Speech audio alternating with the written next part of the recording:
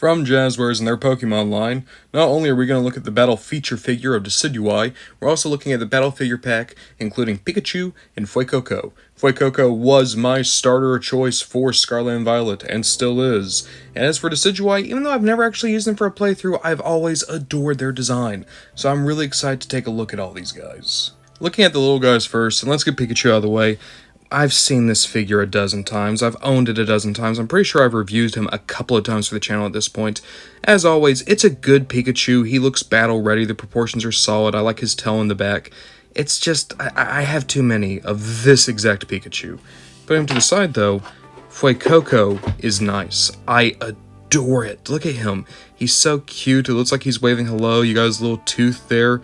This is a great capturing of Fuecoco. It's the first figure I've ever gone for the guy, and I gotta say, I adore it. I'd love a bigger figure, maybe, one that has a little bit more articulation down the road, but for right now, this is gonna look so good on the shelf.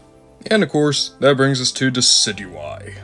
This is where I would point out that for Jazwares, their battle feature figures are Pokemon that are built around gimmicks. We've looked at many of them, and a lot of them I actually really adored. I'm looking at the Alakazam especially.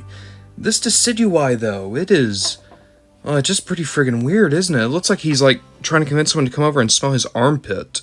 He has this really strange sense of proportions. The pose is always going to be just like this, and this material his body's made out of, it doesn't feel like it's going to last. It's all plasticized rubber, which means that it's probably going to disintegrate at some point.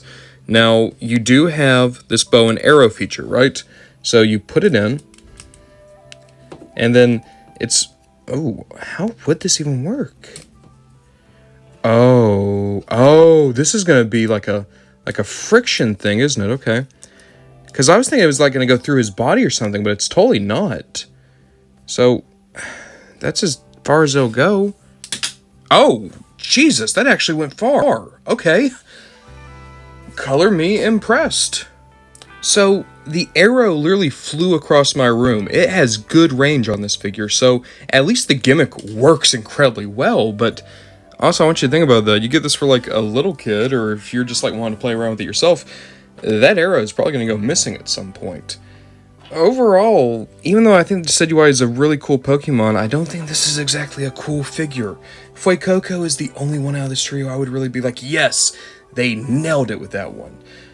At the same time though, Decidueye is still cool enough to where if you can get past the kind of goofy pose, I mean, there's worse options.